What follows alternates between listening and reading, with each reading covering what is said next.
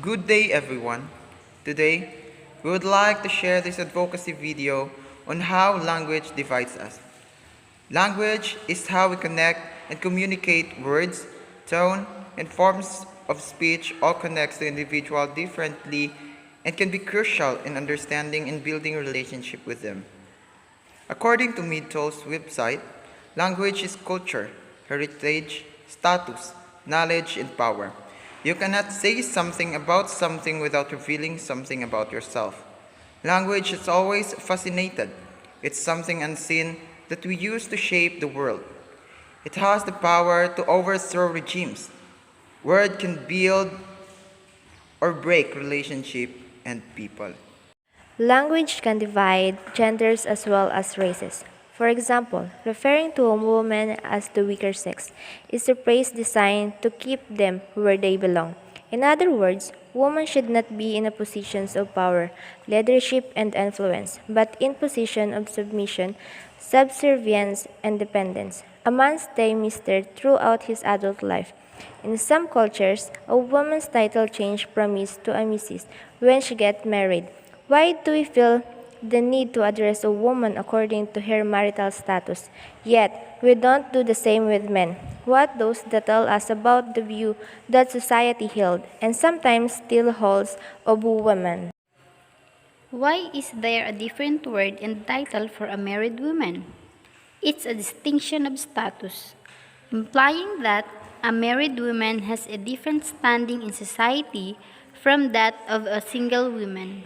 Sadly, mental illness is often stigmatized, not just in words but in gestures. For example, when someone taps the head of their head to say a person isn't older, there's a subtle difference between saying someone is bipolar and someone has bipolar disorder. The first equates a person with their illness. The second recognizes that the illness is only one aspect of the person. Language can separate us, whether it's criticism, teasing, or language differences.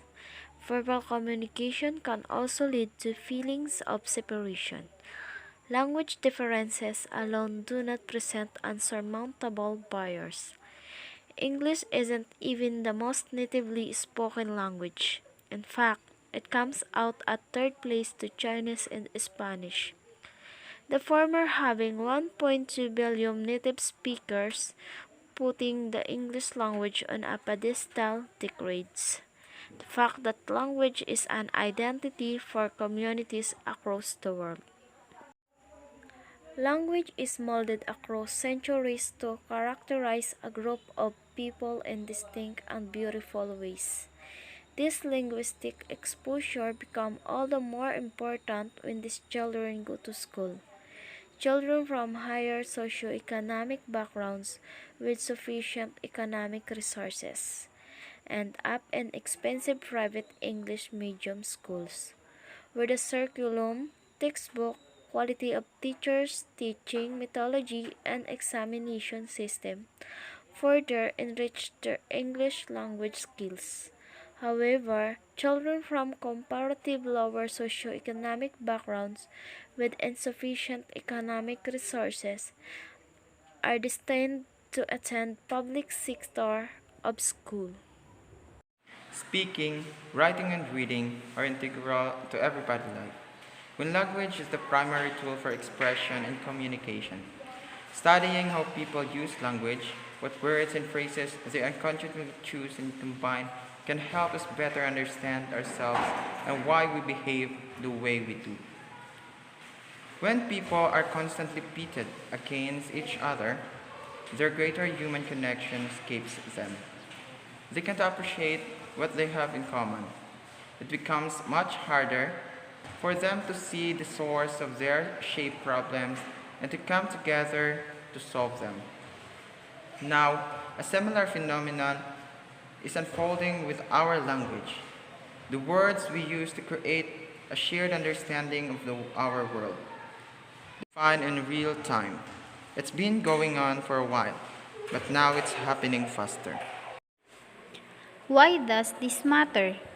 Because if you keep changing the linguistic glue that holds a civilized society together, you put larger groups of people on completely different pages. You force them into different realities. They have trouble communicating and understanding each other. And when people stop communicating, society buckles. Eventually, it falls into crisis. So, we must know how we deal with someone, and it's important to know its language or the language he or she prefer to speak, no matter what it is, as long as you understand each other.